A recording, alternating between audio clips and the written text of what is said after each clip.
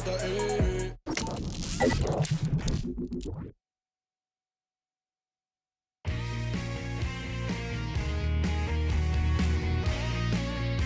Hacé como Petro y Cairo. Si de cortina se trata, elegí Cortifaz y modernizate. 0800 2678.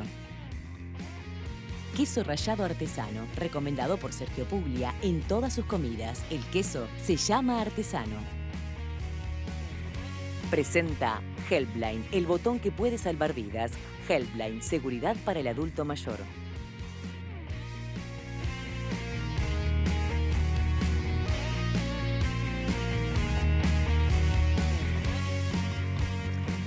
Llegó a Uruguay Pirca Stone, soluciones integrales a problemas de humedades y revestimientos tanto para interiores como para exteriores. Ofreciendo placas de yeso cerámico y piedra industrial fabricada con materiales sustentables, ayudando y respetando al medio ambiente, logrando un acabado y definición inmejorable. Y a esto le agregamos una vida útil de 30 años. Solicite ya su presupuesto sin costo, colocación en el día y con una garantía de 10 años. Por más información al 2411-7171 o www.pircastone.com y adiós humedad. Bueno, último tramo de la tarde en casa, un placer recibirlo. Garcés, ¿cómo está? Bien, un gusto, Nano, encantado. ¿Buzo colorado por algún motivo o no? ¿Cómo te conozco, Sabía. Cuando me estaba poniendo el buzo, Nano me va a decir algo. Pero bueno... Es un recurso de vestuario nada más. Bueno, no puede ser un recurso político, puede ser. 5 connotaciones políticas. El otro día estuvimos acá con referentes de áreas de seguridad del Frente Amplio del Partido Colorado. Faltaron los blancos, así que bueno, era obvio que tenías que venir tú. Encantado, hubiera sido lindo que estuvieras, que hubieras estado, para decirlo bien, porque estuvo interesante el dueto ahí entre... Ahí, Nano, perdón, pero tenía ya la agenda... No, está bien. Con otras. Pero bueno, quedó el compromiso y acá estamos. Sí, porque es un tema, acabamos de ver, el tema económico es un tema que seguramente va a estar en la agenda de la campaña. Pero seguridad siempre se presenta como aquello dramático que nos acomete, ¿no? Que está en la campaña.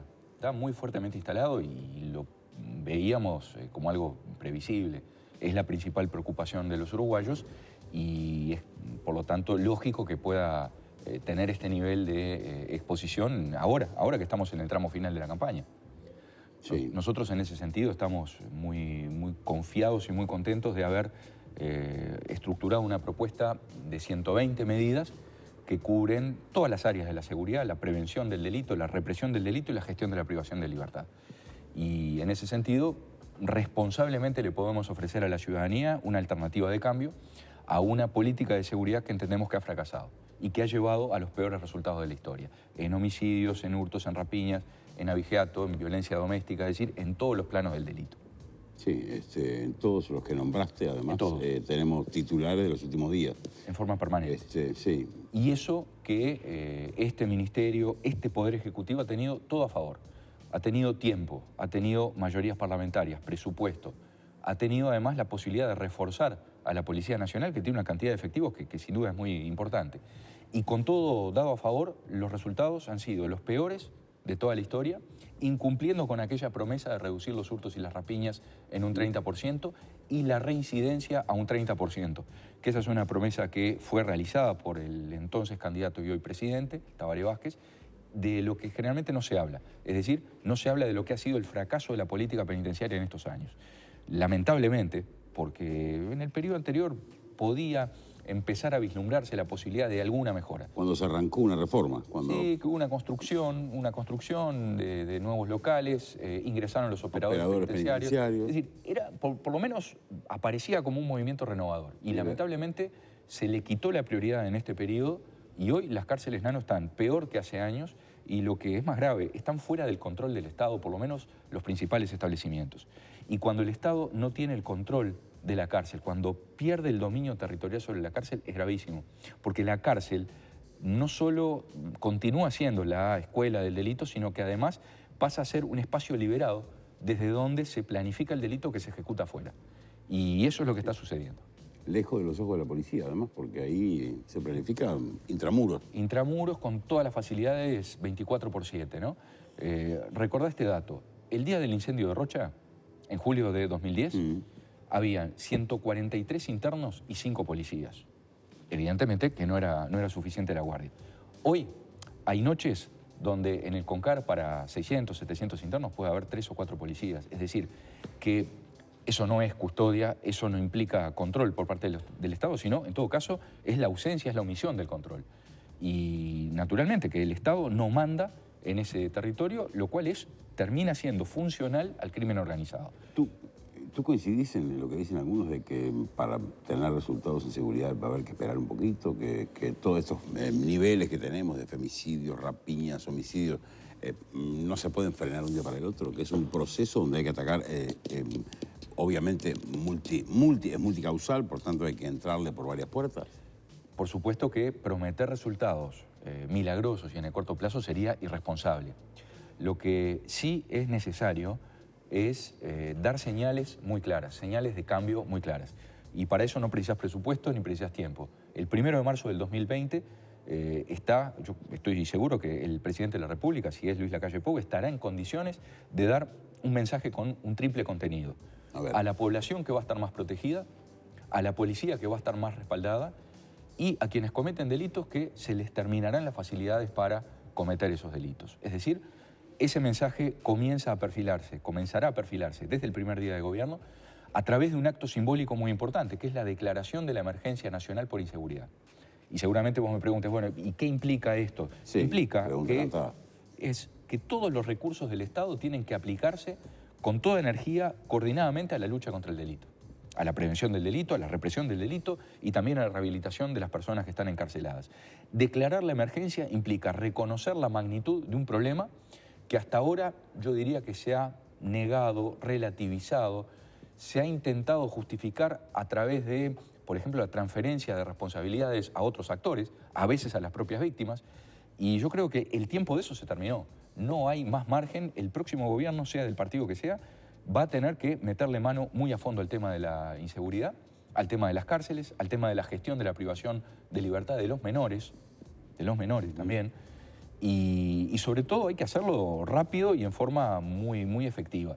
Los resultados, si se hacen bien las cosas, sin duda que van a empezar a darse a partir del próximo año, pero naturalmente que el primer gran resultado que nosotros tenemos que proponernos es que pare la curva ascendente del delito, que le aflojen a la gente, que le aflojen en los barrios, que le aflojen en el interior profundo, en el campo.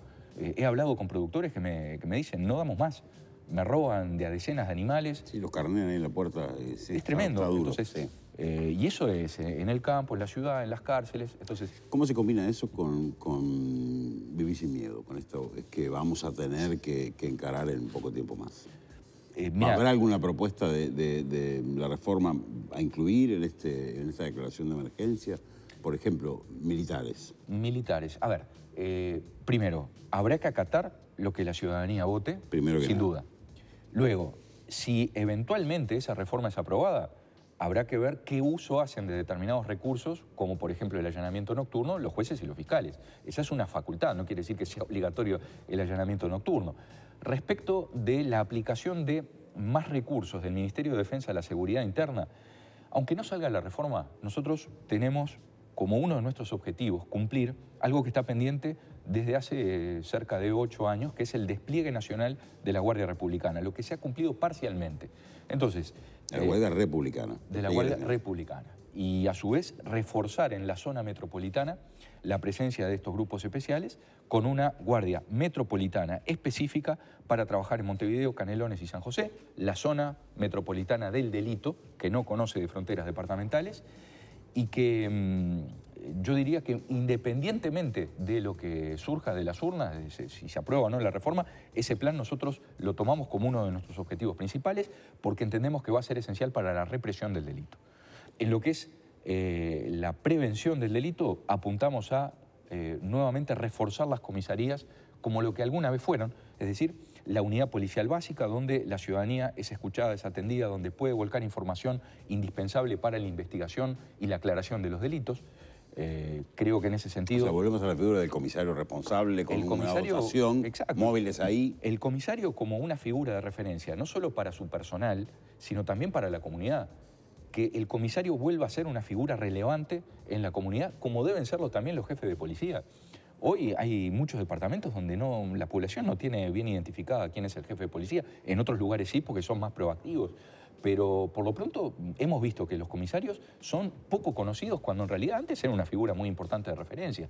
Entonces, vamos a devolverle a las comisarías todas las facultades y los recursos que se le fueron quitando, algunos por ley, en materia de facultades jurídicas, y luego dotarlos de los recursos como para que puedan ser ese motor generador de información para la investigación y para una rápida respuesta y para un relacionamiento que se perdió, un relacionamiento bilateral de confianza entre la policía y la ciudadanía en una relación que tiene que ser constante. Estas regiones que en alguna medida puso en práctica Bonomi, la 4, la 2, la 1, ¿van a persistir o no? Nosotros somos de la idea que la policía no admite retraumatizaciones, es decir, que ahora si nosotros decimos vamos a borrar con todo lo que se ha hecho... Ahí va. No, la idea, Nano, no es ir en movimientos pendulares, sino, en todo caso, ir fortaleciendo gradualmente las comisarías, de modo tal que el despliegue básico sea el despliegue por comisarías, como lo fue históricamente hasta que se pasó a este modelo de distritos.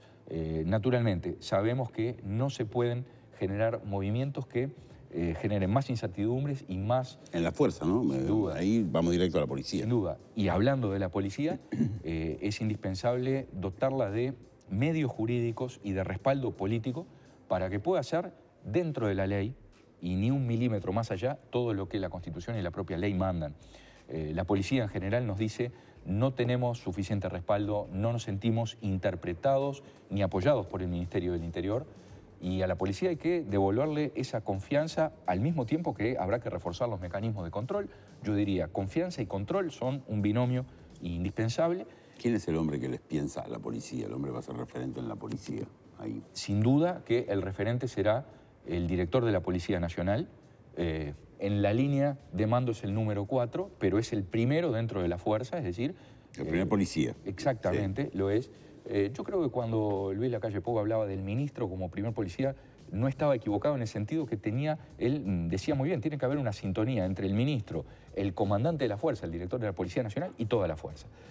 Pero técnicamente la figura del director de la Policía Nacional es clave. Y a partir de ahí tiene que fluir muy bien toda la cadena de mando hasta el más humilde de los funcionarios policiales. Pero claro, con comisarías vacías o semivacías es muy difícil. Eso hay que revertirlo. Hemos tenido episodios llamativos de corrupción policial en los últimos meses, en distintos ámbitos. ¿Cómo se trabaja eso desde el punto de vista del Partido Nacional? Bueno, a eso apuntaba justamente cuando te decía confianza y control. Confianza y control. ¿Cómo la regla, bueno, el control se hace... Es un asuntos internos más fuerte y sobre todo extendido a nivel nacional. Nosotros pensamos que una delegatura en cada una de las jefaturas de policía sería una presencia muy buena, disuasiva, digamos, acercar el control, difundirlo por todo el país. O sea que si hubiera una comisaría acá, alguien acá, sí, mirando un poco... Tal vez, Nano, no sería posible en todas las comisarías, pero sí en todas las jefaturas, de modo tal que ahí se acerca y se acerca a los propios funcionarios y a la población y se le da una dimensión que hoy no tiene, porque hoy básicamente el control es montevideano y a través de un 0800 en todo el país, nosotros creemos que la regla debe ser la confianza porque partimos de la base que los buenos son mucho más que los malos, que los buenos funcionarios son la mayoría y es a esos que hay que apoyarlos. Apoyar no significa firmar un cheque y entregarlo en blanco, sino que es darle respaldo, darle directivas muy claras de lo que hay que hacer, cómo hay que hacerlo y luego darle la independencia, reconocer la independencia técnica que yo creo que se ha perdido. A mí me llama la atención cuando hay civiles que están al frente de operativos policiales. Me parece que los civiles, por más que hayamos estudiado y aprendido sobre Leal, seguridad... Te referís a Leal. Ese es un caso, por ejemplo. Yo creo que los civiles, el mando político tiene que hacer lo que le corresponde, trazar las líneas, decir muy claramente hacia dónde vamos y cómo lo vamos a hacer, y luego que sea la policía, con la independencia técnica necesaria, la que haga. Claro. Eso es elemental y eso surge de nuestro ordenamiento jurídico. Se ha perdido eso en una confusión de roles en los últimos años. Bien, hacemos una tanda, seguimos con Álvaro Garcés.